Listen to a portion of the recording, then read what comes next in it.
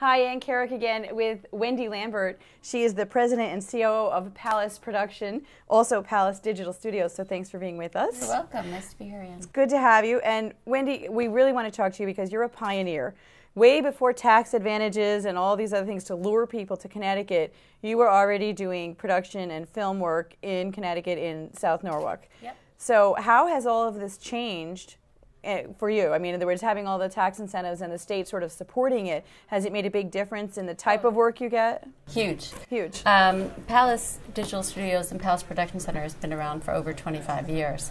And it was always our part of our business model that we would have at least 50% of our revenue would come from original productions and original content that we created.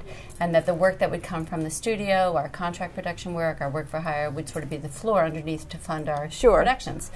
And what happened is with the tax incentives, it's been incredible because now we can walk into a network with our pitch, with our script, with our 3-minute demo and show that we've got tax credit dollars already in place. We've already pre-qualified, and it makes an incredible difference. I would think especially for somebody like you where you have all the experience already behind you, there's no question that you can do the work and that you'll do it well, and now you have the tax credits and the tax advantage on top of it. Right. So it makes it more attractive. The beauty is that we're getting funded. I mean, and that's what's so important, because you can be the best creator of programming, but you have to sell it, and so and you have to be able to pay for it. So that helps incredibly. So it has it brought in better projects?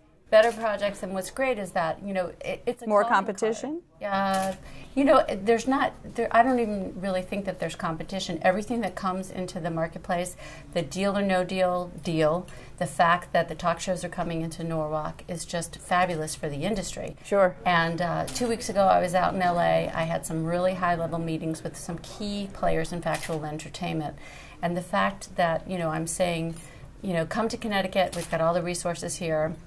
I can talk to anybody in LA, anybody in the world, and we've got a great state that's ready, willing, and able to support the production industry, and that's huge, and that's all because of the tax incentives. Sure. Is there any concern with the economy that, and the state looking at its own budget, that some those will go away, or is it established well enough now that, for example, Hollywood knows where we are, and so they would still want to come here?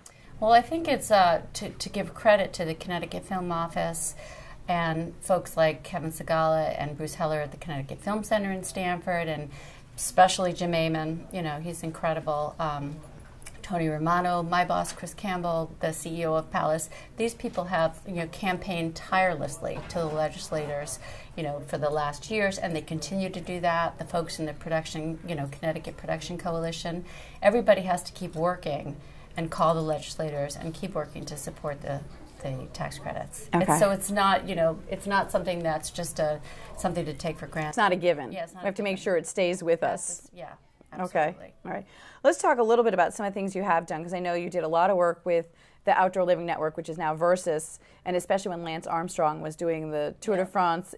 You must have a lot of great stories, as well as had a lot of fun with that. Yeah, especially when he crosses the finish line and when he won so many times.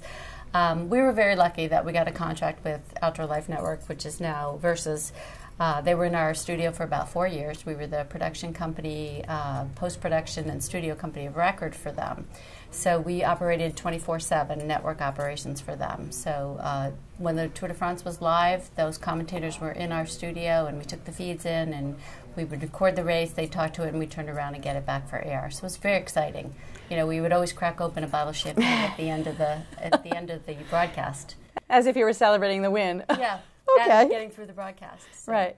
And I know one of your projects that you're working on now is a contract with CBS for out-of-home production and television. Why don't you tell us a little bit about that? A contract with CBS OuterNet, which is their out-of-home network. CBS, along with ABC and NBC, are very active in off-network, out-of-network, what they call out-of-home networks.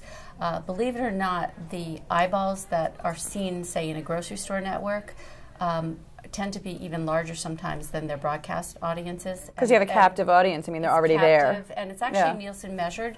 So the programming that we write and create and produce is actually seen in over 2,000 grocery stores and gas station TV, on cruise ships. So the out-of-home network television business is actually a very big business.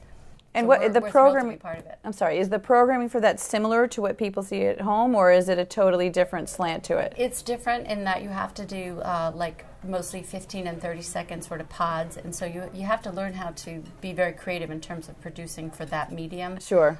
Producing graphics is very different because you need to do almost like really digital signage, like eye-popping graphics, and not so much. Don't really think about it like TV. You have to think about it more like digital signage or a digital billboard. So Right. it poses a lot of challenges, but it's also a lot of fun because you get to produce differently than you would for TV. Sure, sure.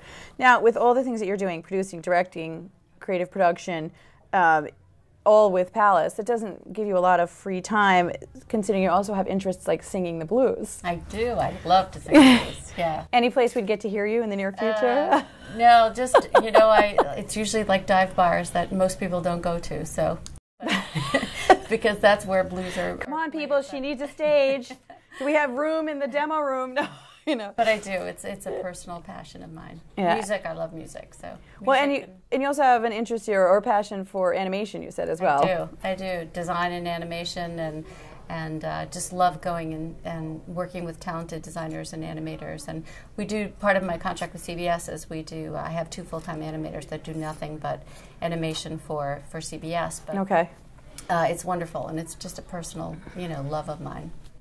Well, it sounds like you have plenty to keep you busy. Thank you so much thank you. I for really being enjoyed here. it. It Thank sounds you. like we should keep an eye on you because you've been doing a lot of good things. It's my pleasure. Thank you.